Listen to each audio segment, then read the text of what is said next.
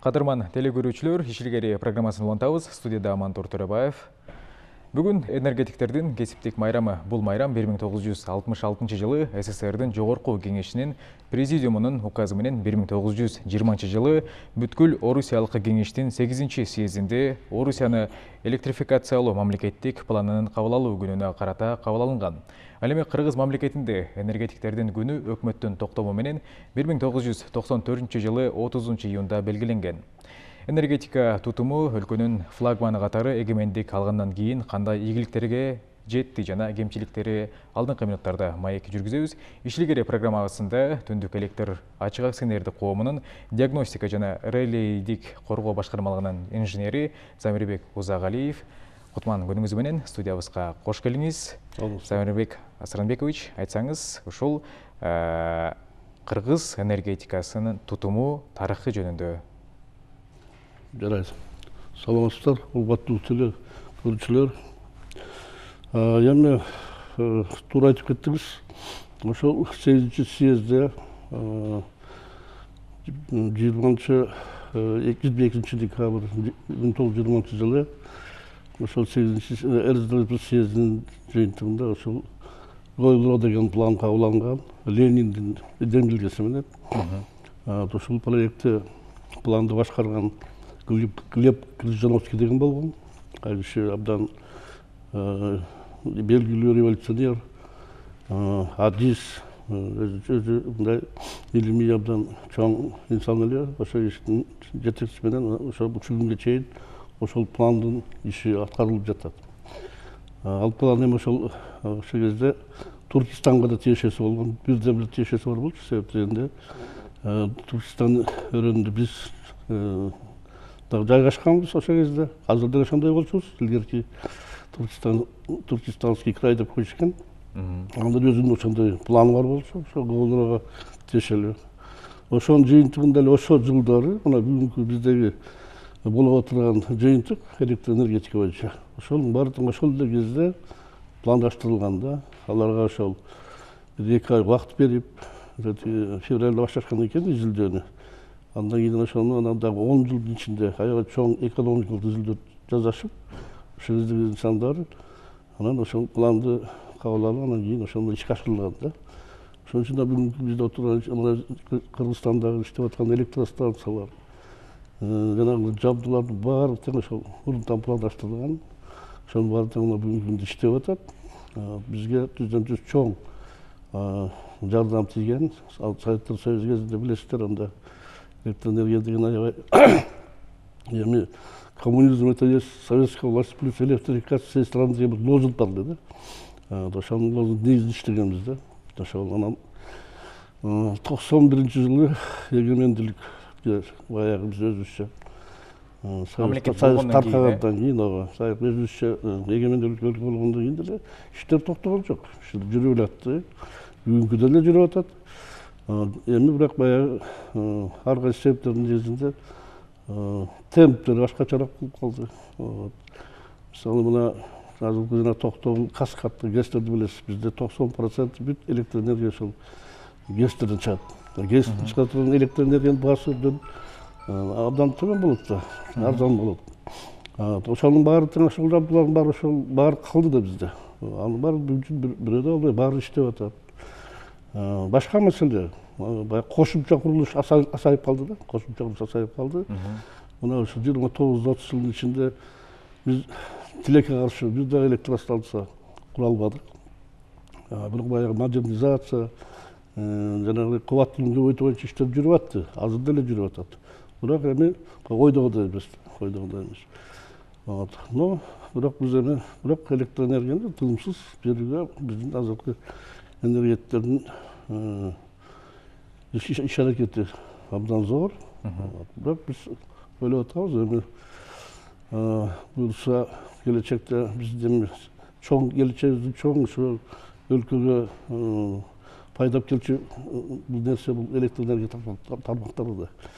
Ошон үчүн ойлоп атам, келечекте бизде абдан чоң иштер жасалыш керек бул жагдайда.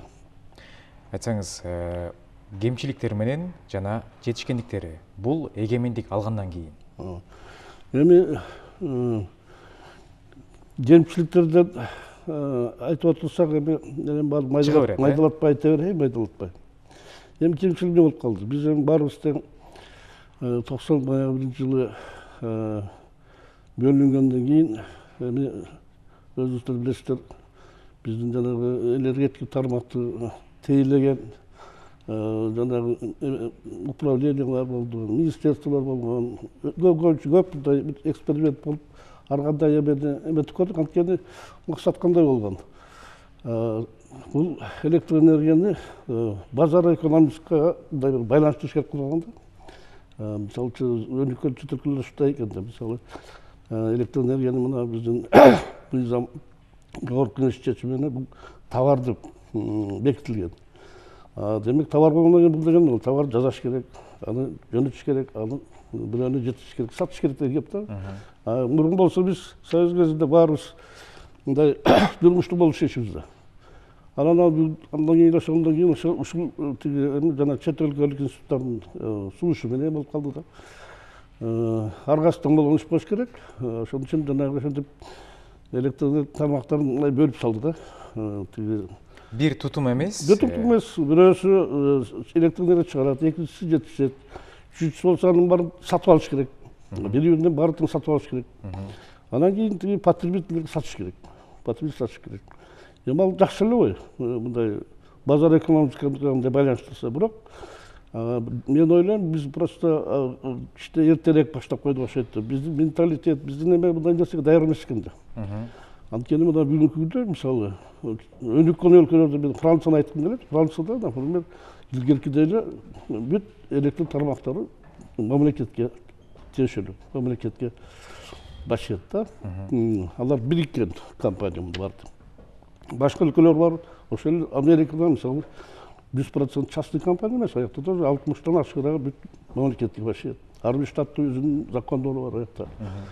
Анан мен ойлоп атам, ушу биздин чоң кемчилигибиз ушул болуп калды. Биз анча-мунча жанагы бөлүп жарып ийгени бизге көп зыян алып келип койду деп ойлойм да. Ошол жакка аксатып койду, энергетика тутумун. Анан адистердин айтымында ушул кадрдык саясаттагы жүргөндө кээ бир жетекчилер такыр эле энергетика тутумуна тиешеси жок эле жетекчилер келип калып атат деген дагы мындай пикирлерин айтып жүрүшөт.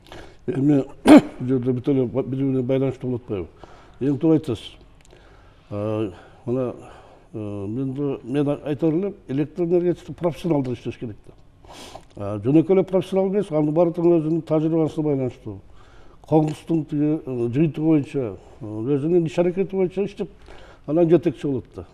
Ал тилекке каршы өзүңүз билесиз, мына бизде жанагы өзгөчө мына парламенттик система өтөбүз деп жогорку кеңештин жанагы эмеси партия болуп бөлүнүп ушул эле фактор энергетика түздөн тийди да. Себеп дегенде мына ар бир партия өзүнүн талапкерлерин коюп атты. Ал жакшысы бар болчу, начары бар болчу, билимдүүсү бар, билими жогору бар, экинчи жагы көбүрөөк болуп калган. Анан анын баардыгы себепкер болду. Ал чындык, аны жашырыш кереги жок. Мен ойлоп атам, ошон үчүн бул тармакта аябай мындай ответственный подход кылыш керек, болбосо болбойт. Себеп дегенде эми мына азыр мына бизде 2001 жылдан бери абдан кыйналганбыз. Себеп дегенде жөн эле товарный обмен болуп калган да. Ошол жерде коррупция болгон, ошол жерде жоготуу болгон, техникалык жоготуулар абдан чоң болгон. Бүгүнкү күндө мына мисалы салыштырмай келсек, азыр мына техникалык жоготуулар 15%га жетип калды орто эсеп менен, Кыргызстан боюнча болсо. Жана коммерциялык жоготуулар почти жоголуп калды десе болот. 1,5%га жакындап калды адал. Бирок бул деле көп сумма да негизи. Ошон үчүн жанагы жаңы заманбап жабдуулар барап келип, ошолордун баарын ишке киргизип атабыз азыр. Анын жыйынтыгы жакшы абдан. Бирок муну узартыш керек да, муну ишти баарын аткара бериш керек. Анан эң негизгиси жаңы технологияны, анан эң негизги Кыргызстан үчүн эмне керек? Бизге азыркы күндө только ушул генерация керек да. То есть электростанцияларды курушубуз керек. Бизде жана калган бер жак калган тармактары жакшы эле. Мына жана 5 линия курулган, Кыргызстан полностью мындай курчалган 500 киловольттук линия менен. То есть бизде жол бар да, каяка, кайсы жерге жетишиликтери. Бирок эми ушул тилекке каршы мына биздин дагы тиги коштолор болсо, ошол эң башында биз тигилерге караганда биздин акыбыбыз өтө жакшы болчу. Салыштырмада. Особенно генерация боюнча. Анан бүгүнкү күндө болсо тилекке каршы биз арталып калдык. Бул ушул кошуна комшу Тажикстандар мына жана Лагунский ГЭСти куруп алып азыр өз маселесин чечип атат. Булар уже баягы мурункудай сатып албай, кайра сатуучу болуп калды булар. Өзбекстанда ошондой ситуация, Казакстанда ошондой. Анан мен ойлойм, биз албетте биринчи очередь ушу генерацияга көңүл керек. Электростанциялар курулбаса, андан каяка анда эле биз баягы эле мына бүгүнкү күндө деле азыр тилекке каршы сатып алып атпайбыз электрди. Мына кышкы мезгилинде азыр абдан чоң потребление. Анткени түшүнүктүү да. Көмүр кымбат, тиги күн суук дегенде туура. Анан бир эле призыв менен жакпагыла үзбө деген болбогон нерсе. Анан ошон үчүн бул жерде бүт ушул аракетти баарын жасап, мына ойлойм, именно ошо электростанциялар курулса, өзгөчө Кыргызстан үчүн эң керектүү бул жана чоң стратегический Курсай ГЭСи. Курсай деп Кампарата 1. Мына Кампарата 2 деген ГЭС иштеп атат, жарым жартылай. Бир генератор иштейт, бирөөсү ишке кире элек. Мен ошол жерде да мына 3 жылдан бери совет директорлук мүчөсү да жардычмын да. Буга аракет жасаса, муну айтып коеюн, 3 жылда ушул банкротко жакындатып койгон мекен азыр иштерден иштеп 3,5 миң адам иштечү эле ошол. Бирок ошол токтогулдагы ГЭСтерди жана башкы ГЭСин ГЭС аттын баарын салган ушул жанагы ачык актадагы ком азыркы булардын гидроэнергострой деген бар.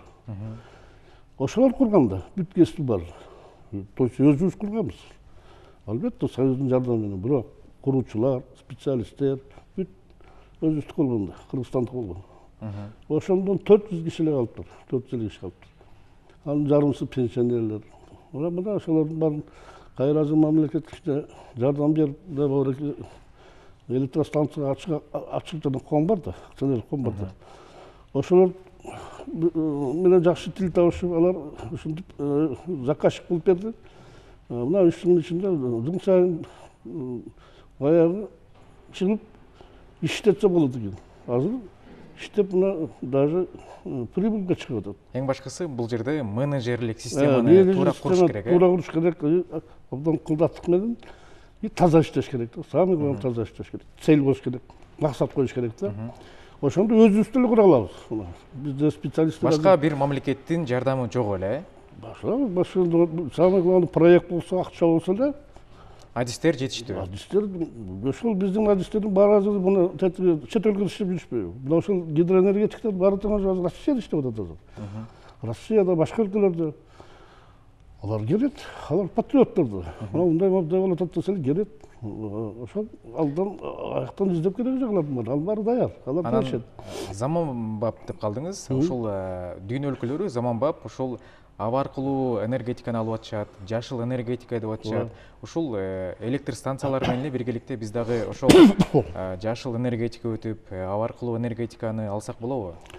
Бул жагы мындай да, бул жагы түздөн түз иш кылышыбыз керек. Себеп дегенде бул эми экология менен байланыштуу да.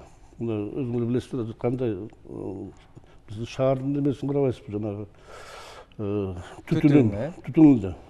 Бул өзүнчө чоң сигналды. Бул чоң сигналды. Мисалы мына азыр дүйнө жүзүндө азыр мына бирки таш көмүрдү, мазутту пайдалануудан тиги кетип атышпайбы? Себеп дегенде бул аба ырайдын баары бузуп атат да. Сууга дуба деген бар. Экология бир топ зыян келтирип атат. Экология абдан чоң зыян келип атат. Ошон үчүн ошондой жанагындай өзүнө өзү кайра мындай бир возобновление кылганда источниктер керек да. Ошол эле шамалдык абдандык ойлонуш керек, күндүкүн ойлонуш керек. Анан эми биздин мындай шартка мен ойлойм, биз жанагы кичинекей ГЭС деп атпайбызбы? Кичи ГЭС деп.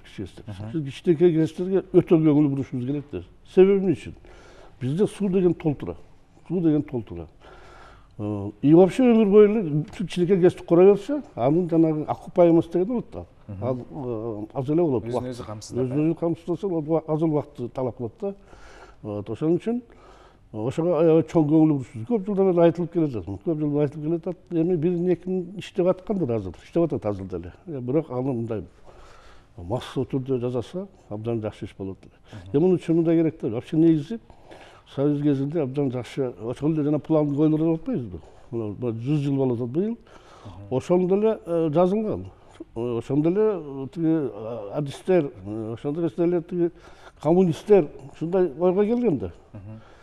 Өлкө өлүшү үчүн энергетика өзү мындай баягы алдын ала мурунураак өсүп туруш керек да. Күтүү режимде туруш керек. Күтүү деген эмнеси? Жана баланча мегаватт мощность дайыма даяр болуп туруш керек. Электроэнергияны талап сурагандар, алар сурабаш керек. Алар только келип эле даяр электроду алып, пайдаланып, анан мамлекетке пайда алып келиш керек. А биз болсо сага бере албайбыз, сага жетпейт. Бул болсо нонсенс да, мындай болбош керек. Ошон үчүн биз жана станцияларды куруш үчүн эмне айтып атам? То есть бизди федерация дайыма даяр болуп туруш керек да. Бүгүн керекпиз, сразу моментально бериш керек.